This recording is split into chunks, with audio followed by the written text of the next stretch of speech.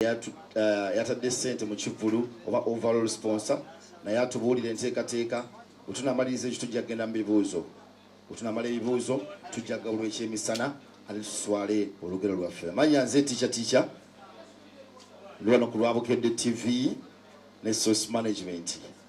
Okay, muganda waffe Mulindwa ndowooza ogenda tuwe essaala nga bw'osabye tuwe essaala tutandika press conference yaffe. Thank you so much. Happy New Year. Happy New Year everybody. Amanja Ivan Mulindwa. Tusabe kikulu nnyo okusaba yadde ku agenda tekibaddeeko. Buli mu yeewombeeke tusabe. Ni mulodi wewe mbese. Ayi Katonda omulungi tweyanze kubanga osobodde tuwa obulamu ne tutandika omwaka guno ogwa 2020. Tuli beesimbu nnyo okulaba nti ate tusobola okussa ate n'okutambula obulungi wano we tutuuse ku ofiisi za Source Management. Tusaba ayi Mukama nga Spice bwasoose okuba nti yasoose omwaka guno agukulemberera ddala agukulembere ddala Museeko Malayika ze asobole ddala okuyimba ate tutambuze bulungi tutuukire ddala kwate ku concert ku Freedom City abantu bajje bulungi ng'era bwasuubira. Bingi nnyo bye tusobola okusaba naye tumanye nti gwosinga ate okumanya ebisinga tubikusabe nga tuyita mu linnya lyawo omwana we Yesu Kristo Mukama waffe. Amiina. Ticha agenda ticha yagirina tweyanze essaala ya Ivan Mulindwa mukubireko omugala Ivan Mulindwa musajja wa telefayina webale nnyo essuuti eyo mukulu Ivan Sew omuntu ayinza ogagwemeni sponsor kale tweyanziza nnyo nga tumalirizaawo tujja kufunayo ebigambo nga 2-3 okuvako mu bantu abamu abateekeddwa okwogera batubuulireko enteekateeka za January naye nga tumaze awo munzikirize bassebo ne bannyabo twanirize omuyimbi waffe oba omugenyi waffe eyatukuŋŋaanyiza olwaleero tuwulire ku bigambo bye nga 2-3 tulaba bipande nga biranga Spice Dana live in concert tetunamanya kikimuvaamu ye kyayinza tugamba bwe tunamumaliriza tufune ba sponsors bwe tunamaliriza awo tufuneyo abateesiteekeddwa okwogera ebigambo nga 2-3 ate awo tudde ku bibuuzo bassebo ne bannyabo tukubeko mu ngalo nga tuwaniza Spice Dana ne DJ kubayo kayimba ka Spice Dana konna. Okay. Thank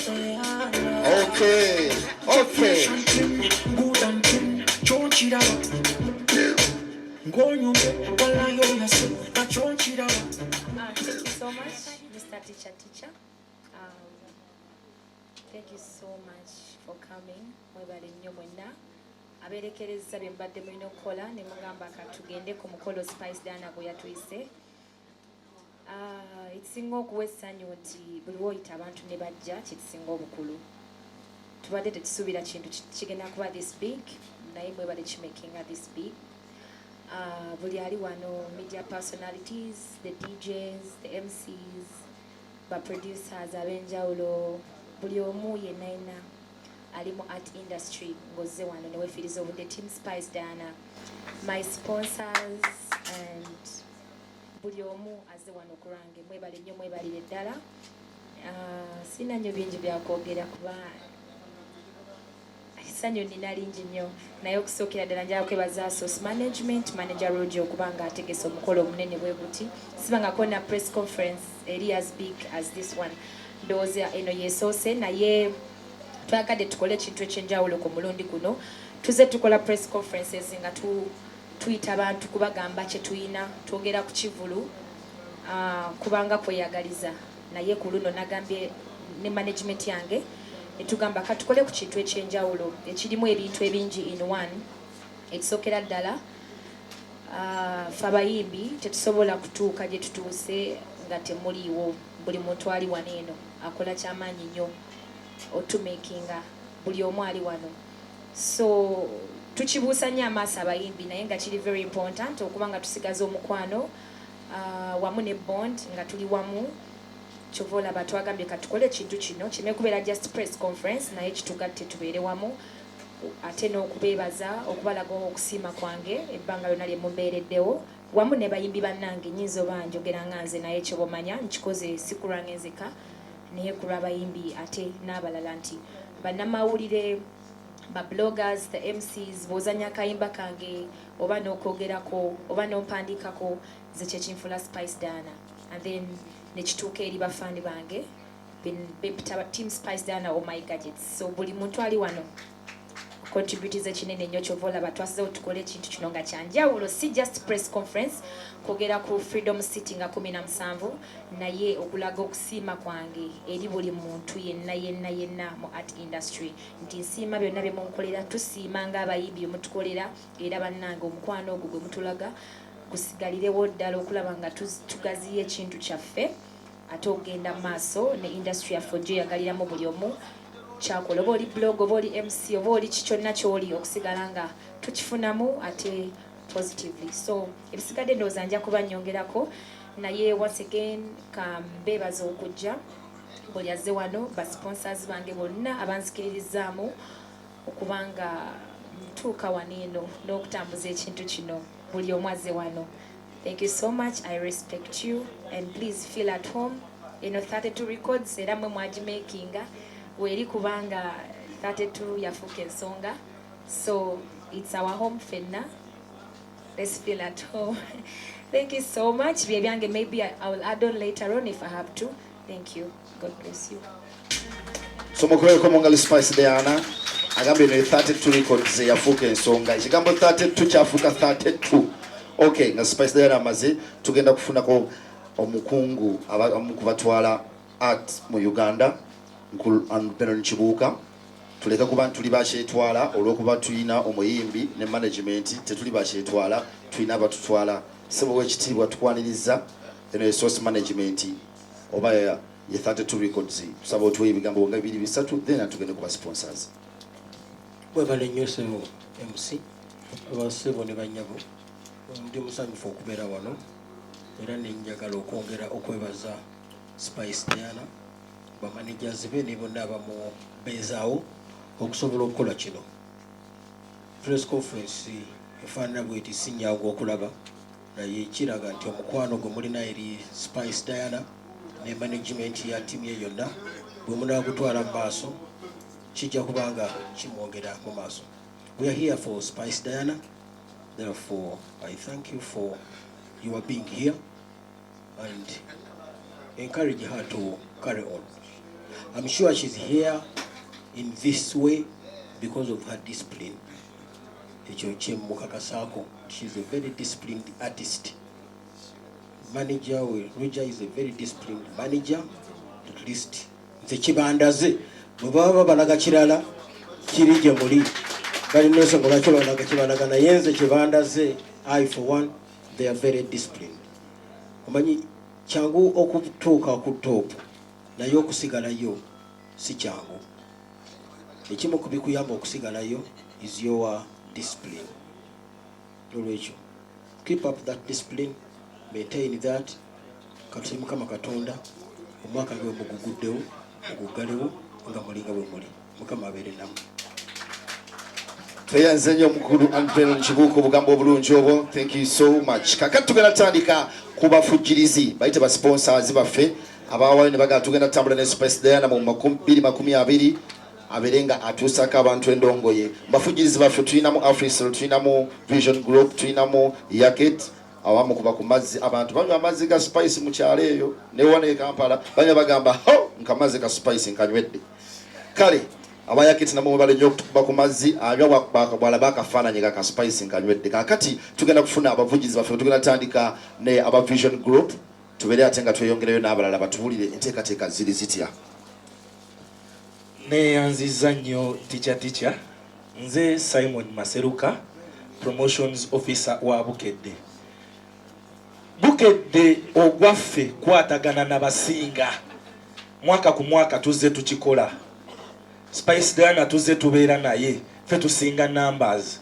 Olunaku olwaleero ffe kye tweyama ennaku z'omwezi nga 17 Spice Diana kye weetaaga ffe tukiyina era tweyama ti Freedom City ne gy'ogenda okuyitira yonna embarara yonna tulinayo emikutu gyaffe Olumuli, Radio West, TV West. Nkutegeeza nti ogenda kukola ki kukifuna.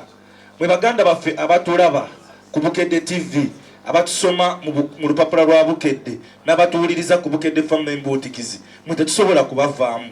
Tugenda kubawa tiketi za Spice Diana gwokutuuka okukuumire ku Mbootikizi eriiso tolijja ku Bukedde TV namba emu tolemwa kusoma olupapula lwa Bukedde. Era Spice Diana nga bwe tuzze tukikola twongera bwongezi kweyama nti buli kimu kyokola kiteekeddwa okuba nga kirabika ku Bukedde TV esinga, kiteekeddwa okuba nga kirabika mu lupapula lwa Bukedde olusinga, ku Mbootikizi esinga. Siina bingi wabula kyenjagala okukomekereza nakyo weeyongereyo n'amaanyi gaago. Ffe nga Bukedde tujja kwongera okuba nga tukolagana naawe.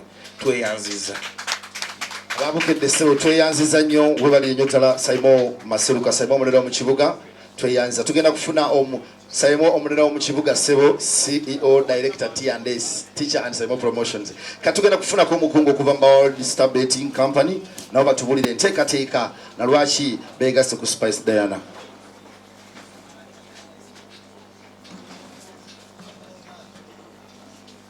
Hello everyone. Mwebale okuja wano ku Spice Diana kumusupportinga. Yeah, I'm from Walsall. It's an online betting company. Yeah, you can find us on our website www.wsbetting.com. Now, for us at Walsall Betting, Spice Diana became our family. It's not the first time. Even last year we had her. So we support her because she's very hardworking, she's talented, and she's a star. So us as World Star, we move with the star. We believe in you. So that we believe in you because you are very great artists. So we call upon everyone out there, World Star betting members, please come and support Spice Diana on the 17th of January at Freedom City. Thank you. Tumukubireko mu ngalo omukungu World Star. Tweyanzege kakati tugenda kweyongerayo abavugirizi bo bakyali bangi naye tujja kufuna kasitebe ugamba bali brief tutono nnyo tubere nga tugenda.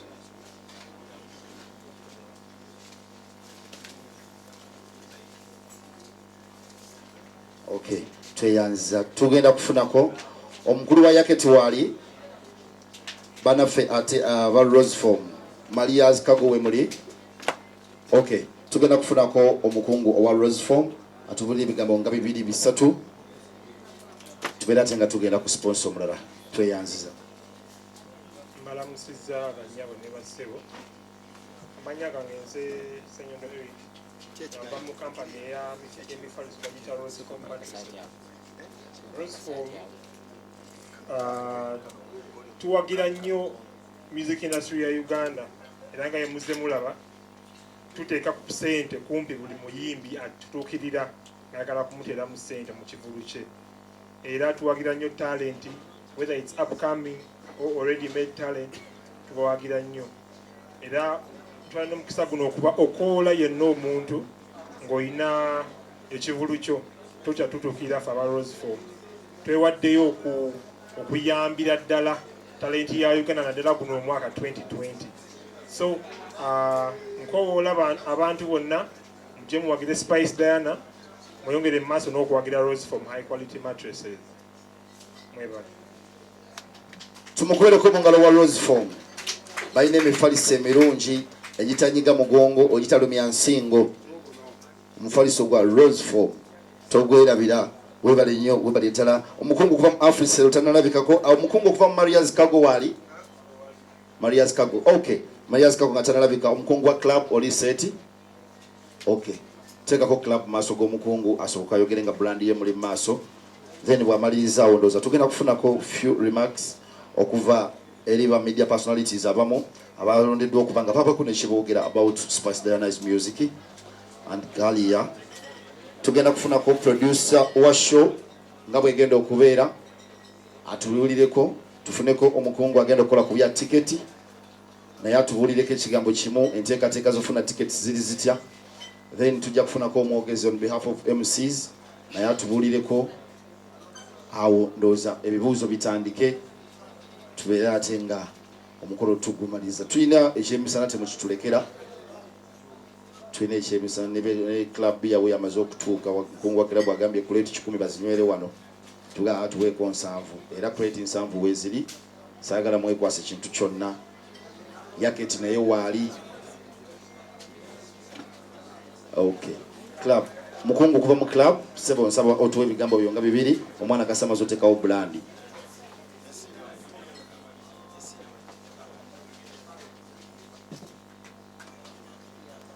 Basebo ne banyabo amanya nze Roger Sozi era nga nkolanga National Events Manager mu kitongole kya Nile Breweries.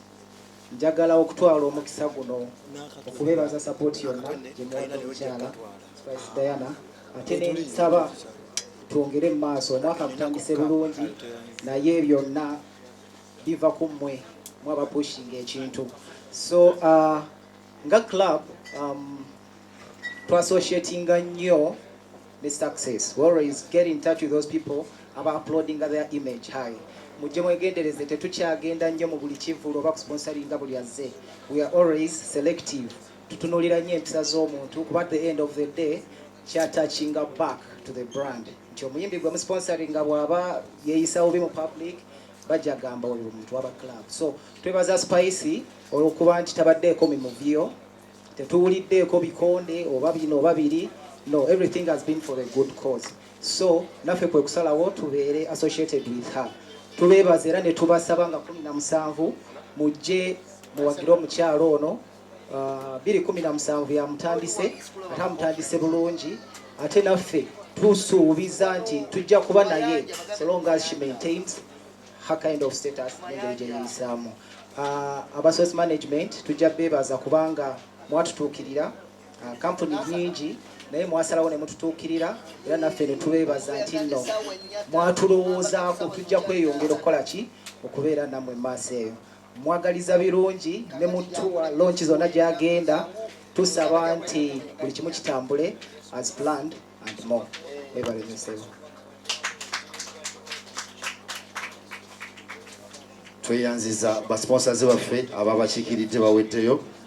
Kakati tugenda kufunako omanyi shows zikyuka music industry egenda ekyuka edda twafunanga launch muyimbi nayambala ebintu ebyeru show neggwa n'agenda n'akyusa n'akomawo kati twafuna ba producers aba shows agamba nti enteekateeka egenda kuba bweti sawa 2 omuli agenda ku stage ku sawa 10 ku sawa 2 ez'ekiro onajja kuba akyusa MC ina kuba bwati omukulu oyo tumulina producer wa show yaffe nga bwegenda okutambula bamuyita omukulu Washington agenda kujja atubulire ebigambo nga 2-3 enteekateeka ziri zitya nakyo ekyenjawulo ekiba ne show eba kiba mu concert eriko producer. Tweyanziza mukubireko mu ngalo katono nnyo.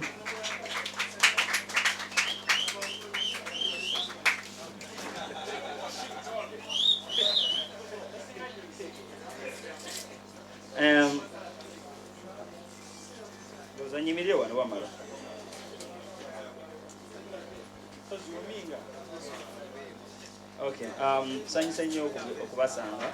Happy New Year. Nzagenda producing a show Spice 2020 yeshegulawo omwaka era nsuubira yeshegenda osinga omwaka guno. Rehearsing ne Spice shegenda kubeera live band strictly. Rehearsing ne team esinga mu Uganda. Agenda yimba ennyimba 15. Igenda kubeera mu surprise acts nyingi ze mubadde muludde okulaba.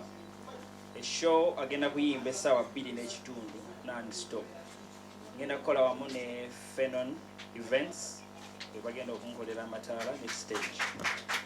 Emiryango gigenda kugulawo saa 10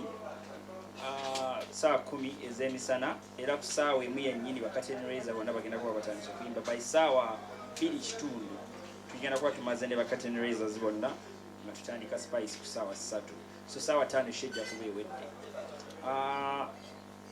Ba stage managers begenda okukozesa abantu bakambwe nnyo tebagenda kukkiriza disorganization ku stage tugambe making sure show eri organized nnyo. There is a lot of SFX, a lot of effects, a lot of choreography. Alina ba dancers 5 ku stage, costumes zatuuse zavudde Bulaaya nungi so mwena mujje mufuna experience ennungi ennyo. Sigenda kwogera bingi saagala babulya kye tugenda kukola naye mujje mwerabireko ku olunaku. Tweyanziza nnyo Washington. Costumes zatuuse okuva e Bulaaya. Simon bemugina costume batungidde mu kiyembe mbw ate eno teyamutuuse. Ebintu byaggwa. Cox studio producer tweyanziza nnyo tweyanzege webale nnyo kakati tugenda kufuna omwogezi omulala on behalf of MCs abazze batambula ne Spice Diana Music tugenda kufuna muganda wange Esco Star Esco mukwireko mu ngalo naye akyatubulireko na press conference yanjawulo bannaye buli muntu mulaba buli wendengera bwenti nengera muntu mulala emisala mwebale nnyo kujja ladies and gentlemen manyanza Esco nga ngenda kulembera ba MCs abagenda kuba bakalabalaba ku event ya Spice Diana nga 17 njagala okusalutinga mwenna abasobodde okujja ku press conference eno okuviira ddala kuba fani ku team Spice Diana ku basponsor olusi baweereza nnyo bagamba ati tujja kujja mu press conference naye katuweereze bubaana naye mwebale kujja abasobodde okujja in person kintu kirungi nnyo era kya muwendo ndaba abantu bangi abalina okubeera mu kitanda naye nga weebali njagala okwebaza ba MCs bonna kubanga bakola wamu ne ba DJ essaawa zino babeera bagyeko ekikondo nga enjogera ya bulijjo eyalunaku zino weeri baba bagyeko ekikondo naye they are here because they are set for a good show to come 17th of January. So I want to commend all my fellow MCs era nga mbategeeza program nga Bush wagambye nti ejja kuba a little bit more tight so nja kubasaba tukeereko buli omu amanye wagenda okukolera ani gwagenda okuintroducinga segment ye etya twewala ebintu by'obuvuyo byona ebyokuyimirira ku stage nga bulijjo ebibeera ku shows endala tuli mu 2 tulina kye tulabyeko tetweyisanga abataana bala kulabako so nsubira ejja kuba show y'amaanyi era nnungi tukoze n'abantu abali professional mu ngeri omu endala Bush alina kyagattako shegenda kubeera professional film so ne bannamawulire mugenda kubeera ne segment yammwe location yammwe mufilminga so tetubasuubira ku stage kikiba nkyogerera wano saagala kulwana ne bannamawulire ku stage mwebale nnyo mwebale ddala byebyo loza mukiwulidde ba MC mpambabuuzeeko katono mpambabuuzeeko nga toli ku schedule mpambabuuzeeko omwana tijja kuvimbira omuzindaalo laba Bush ng'obudde bukyali muganda wange pasi ndowooza oli ku ttiimu ogwo tugenda okukola saagala mpaamu mpitewo mbabuuza abantu bajjudde ensi gyenjogeremu tweyanziza kakati sheno Spice Diana tayimbira abantu bakulu bokka ayimbira n'abaana abato Spice Diana akuba stage zonna okuva eno mu bato mu bakulu paka eri mu basembayo nolwekyo abaana abato nabo twabakiikiridde era twaleese omwana muwala okuva mu bannaffe aba Ghetto Kids naye kankiikirire emijiji emito mbabuulire performance igenda kubeera zitya gyetugenda otambulira basuubire ki era Spice Diana alina akayimba ne ba Ghetto Kids kale omwana muwala ono omuto ajje atubuulireko Patricia nade naba video ya musuuzi Elias Chalusi nendabanga Patricia okyuse nnyo oba fe abakuze bakulu bo kale tubulireko bigenda kubeera bitya. Thank you. Good afternoon to all of you. Banaye mwebale kujja mwebale kwagira mukulu wange. First of all nga tetunagenda maaso njagala nnyo okwebaza Spice Diana. I don't know what I can say but she's really a very good person.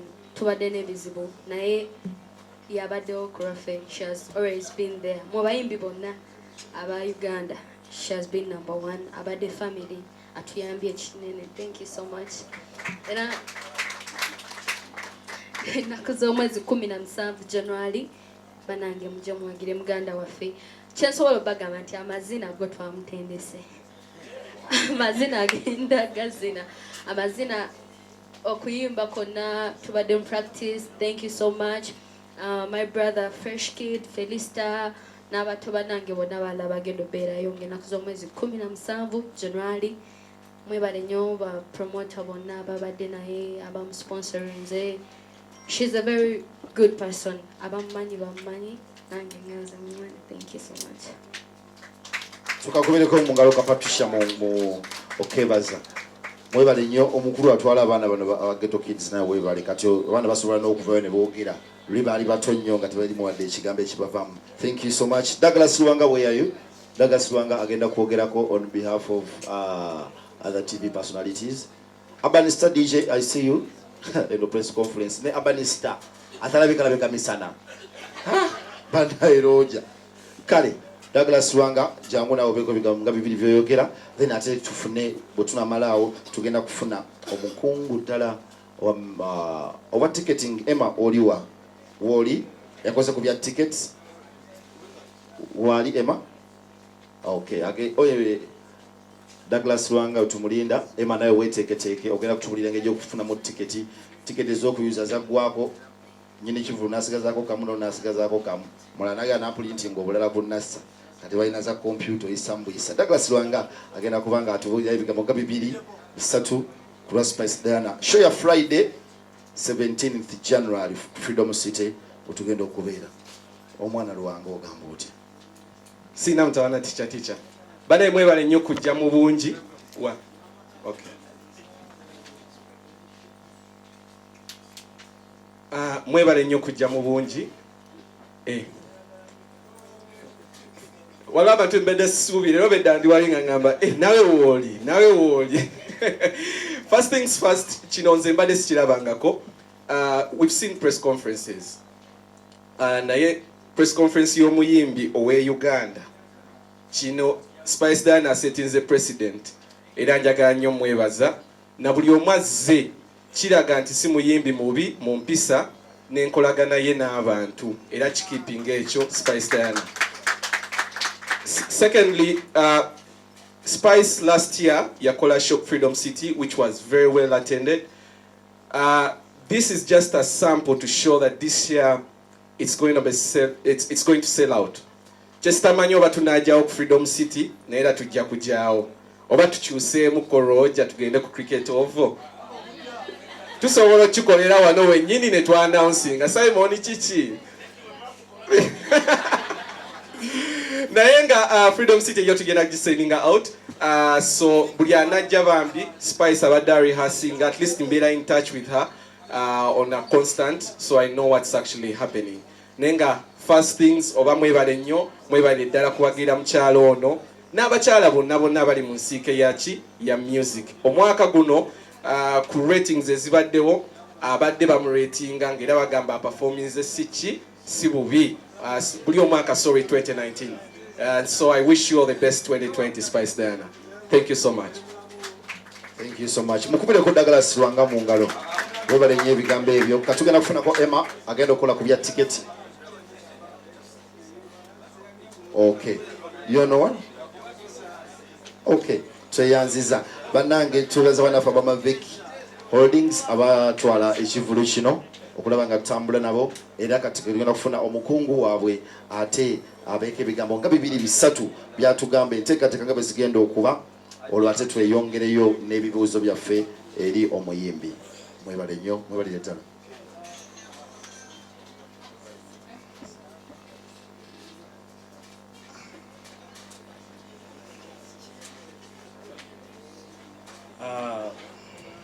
Amanya bampita Emmanuel Lugerwa, the managing director wa Bevek Holdings Limited. Eranga fe feba promoters wa concert yeno. Feba promoters wa concert yeno. Sorry, ndinamu kafula katono munasonyo olwekyo. Banaye ndi musanyufu nnyo kujja wano nekyenda ba ku press conference ene ekiriwo kati kubanga kindaga ekigenda okubeerawo nga kupita musanvu era mwebale nnyo mwebalire ddala kujja nebaza ba sponsors baffe bonna abakwatidde wamu naffe mwebale nnyo mwebalire ddala. Excuse me.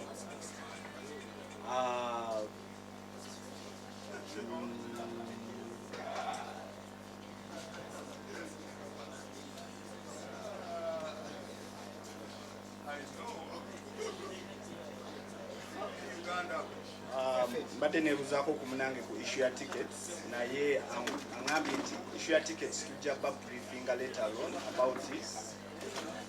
Bonna abanaabeera baweereddwa tickets how they will be getting them and so on.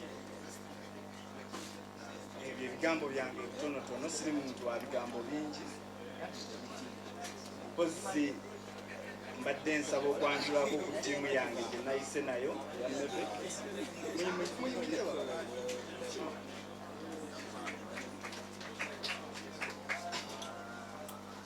Mukyalo ono ava Mbalala era mbadde nsaba ayogereko ku lusheeshe.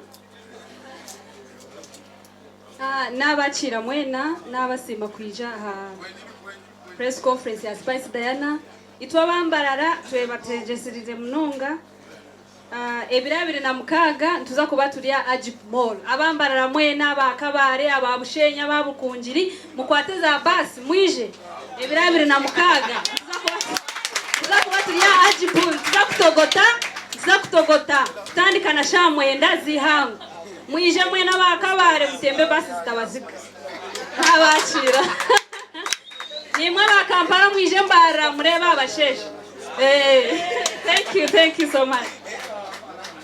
Tweyanziza nyumba kubera ko mungana nafa mu Vex events mwebale nnyo mwebale dala on behalf of DJs tungenda kufuna mugana nga Nimrod alibenga atugamba ekigambo kimu Mark DJ I see brother atubenga atugamba ekigambo kimu then ate show si abayimbi bokka tunabone ba comedians nabo bagenda kuba twogera yo tugenda mu bibuuzo otunamala ebibuuzo tujja funa group picture ne ba sponsors baffe then awo tuddeko ekirala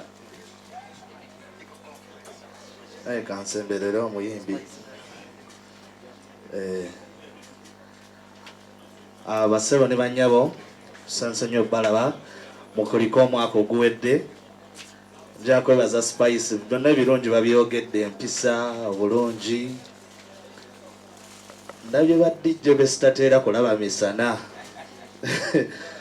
Spice osombye ndabye Slick Stewart somewhere DJ Mark Senior B, DJ Fiki, kwegamba fraternity tuju representatives bulungi nnyo.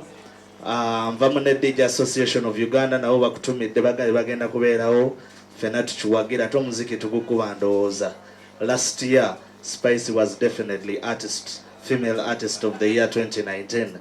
Ate n'omwaka guno empisa we zinaasigala nga we ziri ne guno omwaka tugenda kuwanikayo era still osigale ng'okikuba si kyangu nnyo okuyita abantu we bati oba ne ba DJ tebateera kujja ku press conferences ekyo bajja kukiziganya nange naye because of your good heart, because of your love, because of your spirit n'empisa, that is why we are here to support you. Era ku Friday eno nange emirimu nagikansolinza mbuukinga aneesonyiwe ngenda kubeera ku Freedom City.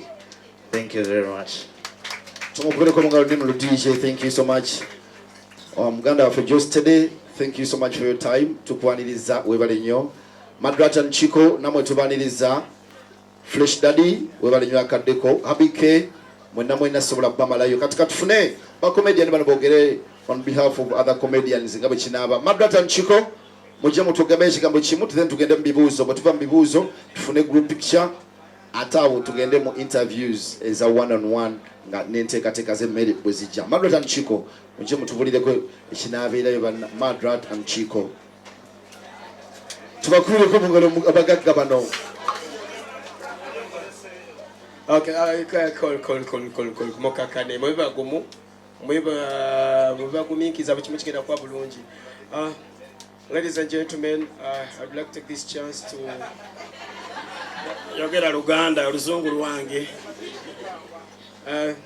This time around we are yakinemenya oba basonde bajja tubagamba olunaku olwo lugera kwa lwabyewunyo waliwo abali bazalawa tushe yasooka ne mulwane tubalagako bannansi naye bannayuganda babirivinga nakukola ki nakulabako tetugenda kubannyonnyola nti wagenda kubayo ebyuma kwayo jjavaayo tetugenda kubanyonya nti bajja bayo microphones zijja kubaayo tetugenda kubanyonya wagenda kubayo live band agenda kuyimba live kwa kyateeka ye ayimba live ate ebituufu si bye ebiri ebyabali tetugenda kubagamba nti egenda kubeerayo bamadira ati mujja biraba mujje mwerabireko ekigenda okubeerayo egenda kwa mofire bon n'ekisembayo tetujja bagamba nti ekifo tujja kijjuza n'okugoba tugobe kigenda kujjula mukitegedde bulungi nnyo so nga 17 bannayuganda tubasaba ku Friday tujje tuwagire Spice Diana bannanga akikubye anti Spice kwolwagana tubulya emyaka gy'emituufu n'omusajja we si bwe kiri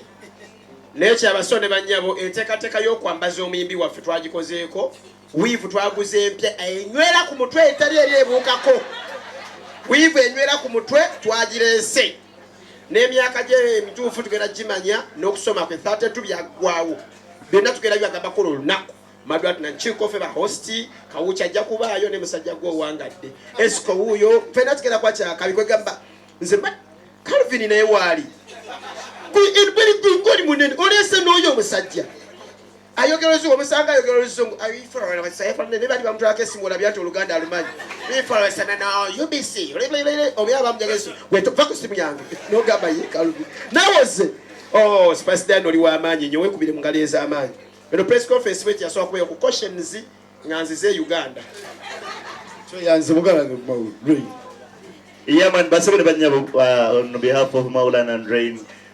Matia timuveyo ekintu kino mukituddemu mwejira temukyali fane mwesibe mbintu bino. Bala simanyi lwaki ate mukyali fane nedda kigema ate mukyali oyagala kola ki mu Madrid. Okyali okyali fane kwe oyagiza kye dosusa kigwe. Kati bwova mu Freedom City ffe twajjuza woman ejjira nitukola byafaayo bwova mu Freedom City ffe tuddayo okitegedde naye nga njagala nze nja kuhoola bukowozi bantu basebone banyabo mujje muwagire Spice Diana Spike tugenda kubeerawo Maulana and Rain ne bacomedians bonna okusinga ku bana ababaddewo mujje muwagire Spice Diana. Thank you so much. Teyanziza nnyo Maulana and Rain mbakubireko mu ngalo essaawa eno tugenda kufunayo ebibuuzo naye engeri gye tuli abangi tujja kufuna ebibuuzo ebitonotono tujja kufunayo bisaamusaamu ebya show ere nga tunyuma okay nga bwetuteekateeka ebibuuzo byaffe tubeere buliifu naye era nga bwomanyi Spice Dan atayiza kuyimba yekka abeerako n'abayimbi abamuwerekera wefuge abeerako n'abayimbi abamuwerekera naye bonna tebaliiwo kati ku lwabo abagenda okuwerekerako Spice Diana mutukirize n'omuyimbi Jostede atubulire ekigambo nga kimu tulabe ye ateeseteese atya. Thank you so much Jostede St. George Foundation bagamba batya oba tulabira okay.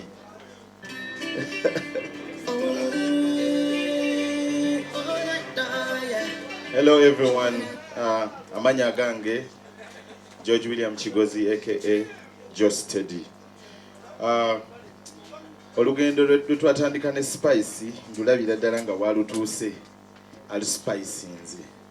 Era ekintu kino ndi so happy okubeera nga bwe tuli tusobola okubeera wano ba media personalities, bayimbi, ba DJ, ba presenters, fena nga tuli ku kintu kimu kino ekya Spice. So kitugattira wamu kitugattira wamu ne kituwa eddoboozi eddene ennyo eritulaga nti at least 2020 bwe tuba nga tutandise bwe tuti ne Spice music industry at least erinako weeraga si kyekyo. So amwebale nnyo okuwagira Spice Diana era nga nkimanyi tugenda kikuba live, tugenda kuyimba, tugenda kusanyusa, tusaba munyumirwe 17 mwena tubalindiridde Freedom City. Thank you so much.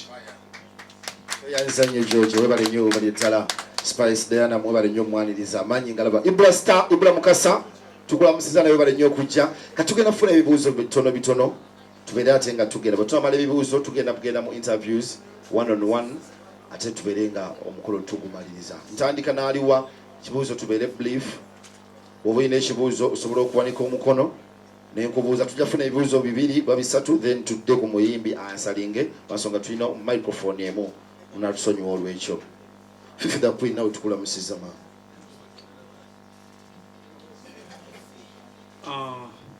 amanya mbitibwa Skinny Pro Kola Entertainment BBS roundabout. Spice Diana twagadde okumanya kyanjawo kiki twatusuubira ku concert eno cause omwaka guli watusuubiza tulaga omwagalawo tetwamulabako tuwulira ebiyitinganaaganaga akwesibako ono akwesibako tusubire okutulaga omwagala waffe omwaka guno yogera amazima Spice tuli mu 2020. Thank you so much.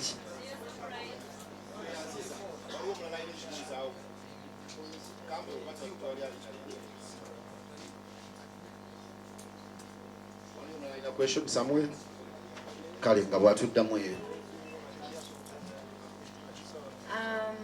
engeri gye kiri nti concert yaffe ya music ngenda balaga music omungi ennyo ennyimba zonna ngenda zimba all your favorite songs then omwagalwa ndowooza tujja kukolayo ekivulu ky'omwagalwa bakuyita kwanjula yes nakyo tujjaba nakyo maaso awo inshaallah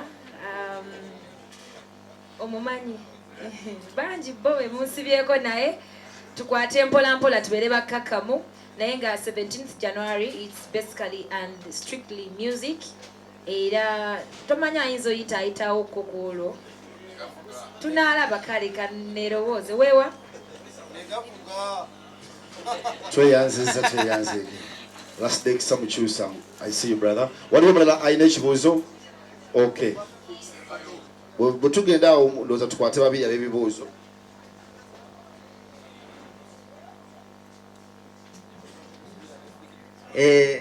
amanya agange nze Patrick walayi bane mwebale kujja kyembuuza Spice abagenda oyimba ku Freedom Musenga 17 bagenda kuyimba live bana abayimbi bagenda okuwerekerako bo bagenda kuyimba studio walayi timu nayo tandikiriya. Yeah, ladies and gentlemen, my name is Papa PMC. Big up to my brother Esco Star. One award never MC Bandange. Just one love. Team Spice Diana, one love. Roger. Moganange Frank Maz, one award. Never Charlie Bafemwena. DJ Roger Nimrod, just one love. Spice Chabaden Kuboza, Moganda Wange. Kumina Musamba January, Tuliko Freedom City. Nenga wetu kulaba wano. Wetu gendo kulaba ku stage. Oba binacho kamo. Ate nze badde nsaba okubuuza kana kenjawulo.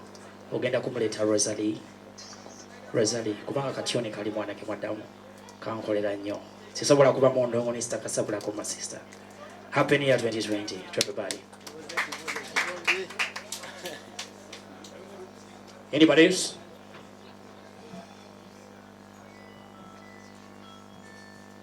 Vehicle number UBE 471R agenda kom parking UBD 250C agenda kom parking Ndoza na UBE Air Club na ogenda kom parking Spice nga boddamu ebibuuzo ebyo. Okay, katufune ekibuuzo ekyokusatu ndowooza. On behalf of Fresh Daddy abadde abuuza Spice Diana Fresh Daddy agambye tingaba abayimbi abato banayimba tweyanziza Spice ndowooza ogenda twafunye ekibuuzo kiri nti aba live abayimbi basooka bagenda kuyimba live band oba bagenda kuyimba CD ekirala omukulu kyagambye onaabeera bwotyo omuyimbi omuto taata wa Fresh Kid oba abeera muyimbi muto.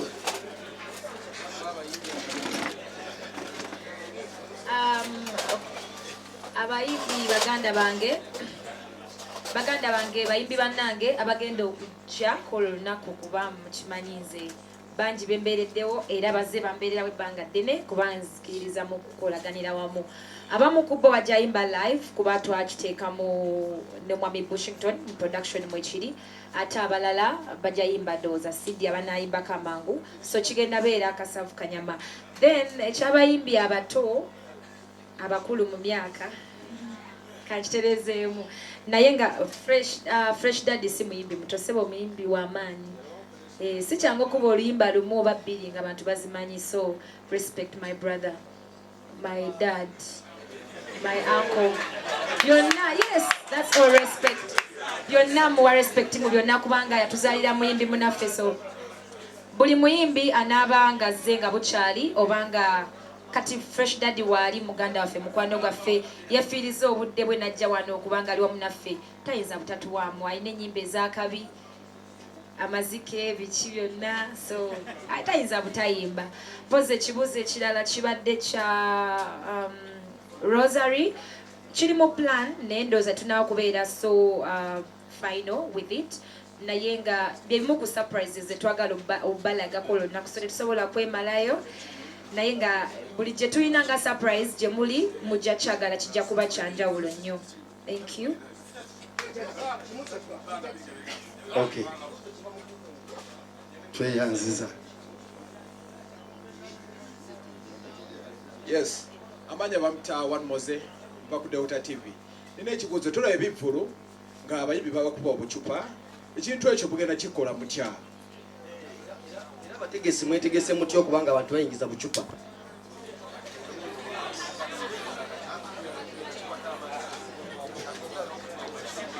Ndowooza tubulayo ebibuuzo nga bibiri tugalewo session y'ebibuuzo n'olwekyo katusabe Spice addemu ekyo tufune ebibuuzo ebibiri ebisembayo njafuna ebibuuzo bantu babiri tubeere nga tugalawo session y'ebibuuzo.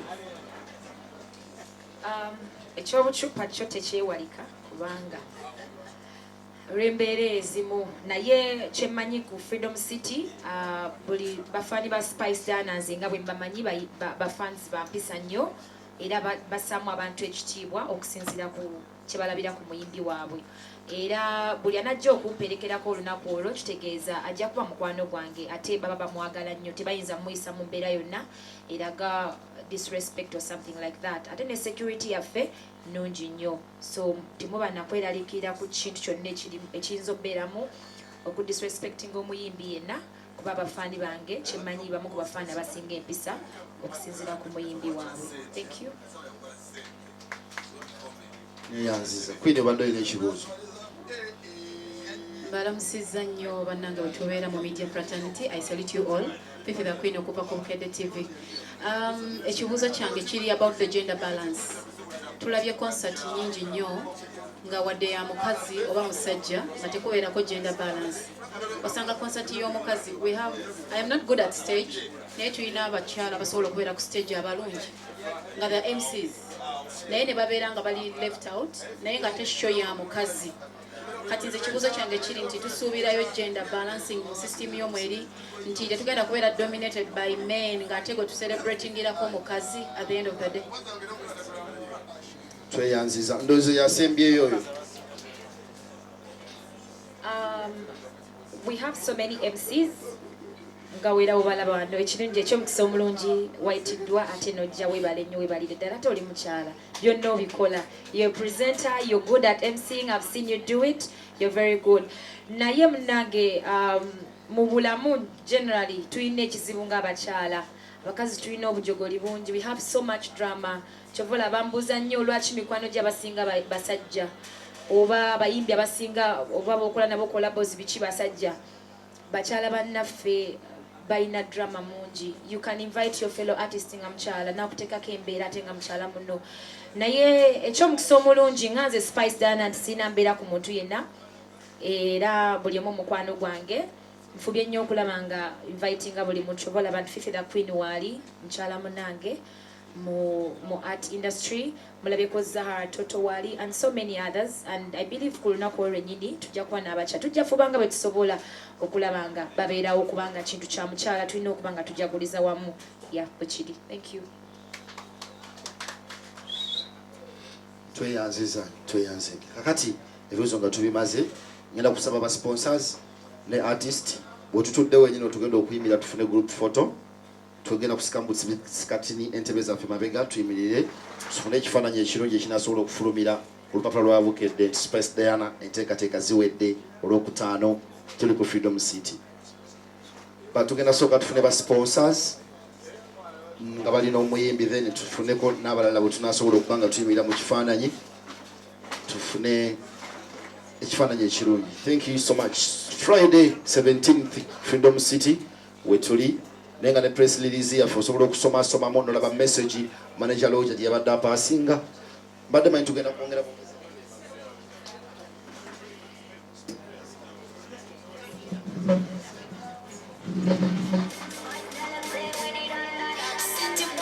ba sponsors tuyimirire n'omuyimbi tufune ekifaananyi.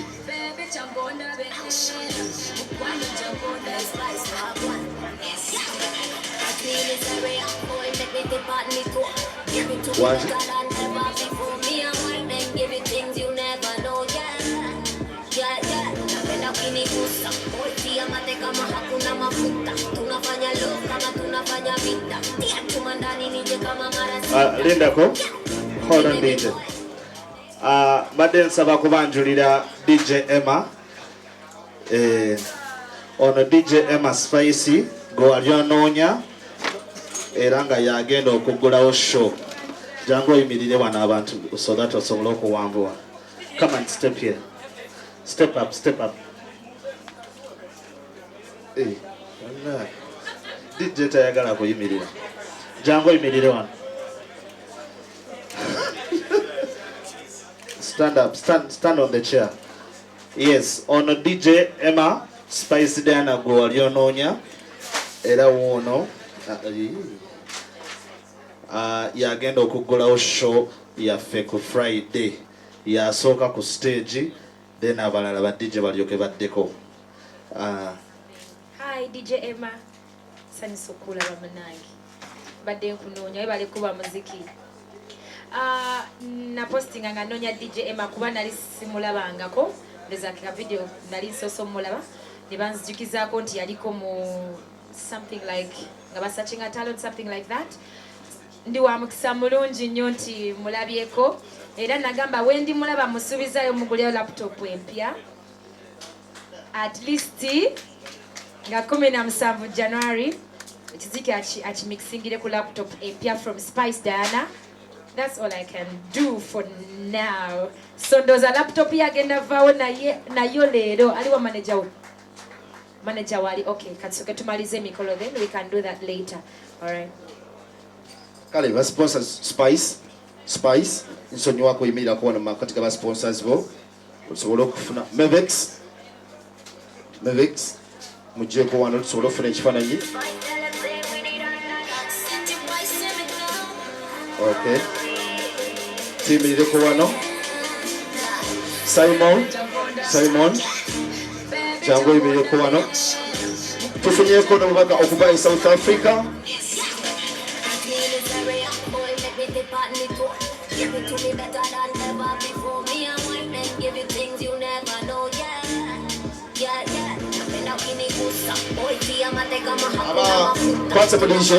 Kwatamu boss one Omavix imeira kuwa no ekifaananyi omalote ko wali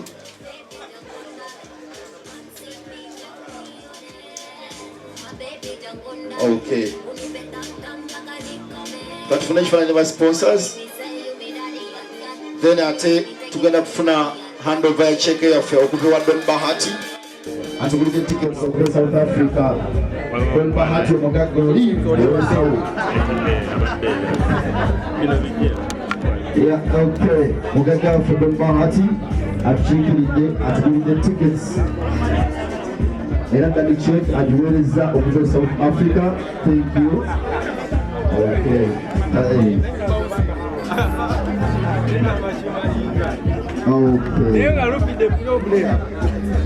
Akati genda kusaba n'omuntu alizicheke yaffe okuva omugaga Don Bahati era emirimu agikwase suusoletse eno.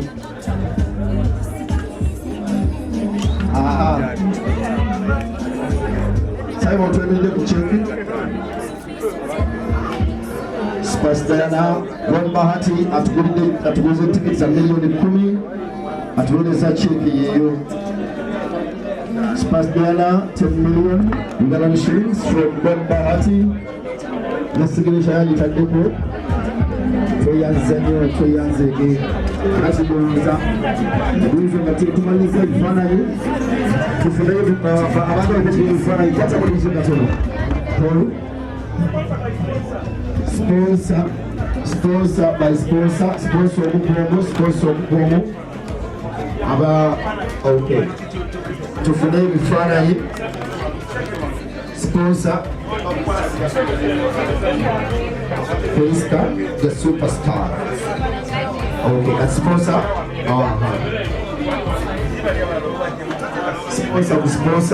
Sponsor. Wetumalirizawo tugenda kugulawo omukolo gwaffe ogw'okugabana ekyemisana bannamawulire bajja okusooka Mr. DJ once again gwaliriza emisana.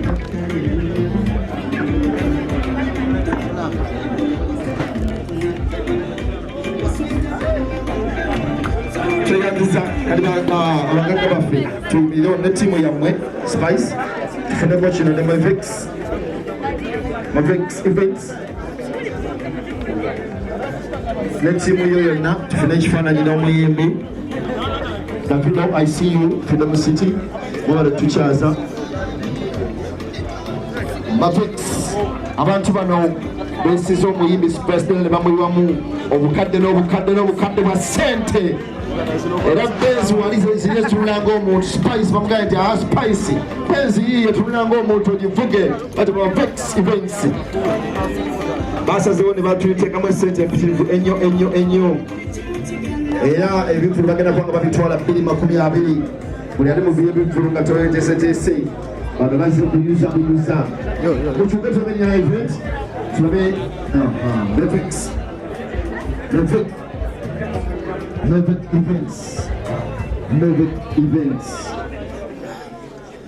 Mevix events manager benga tweyanziza ssebo byonna World Star ogenda mutufuna ekifaananyi kyaffe mwebale nnyo Mevix events thank you World Star magambe tujja omukyala tujja magambe tulina rupees World Star batufuna ekifaananyi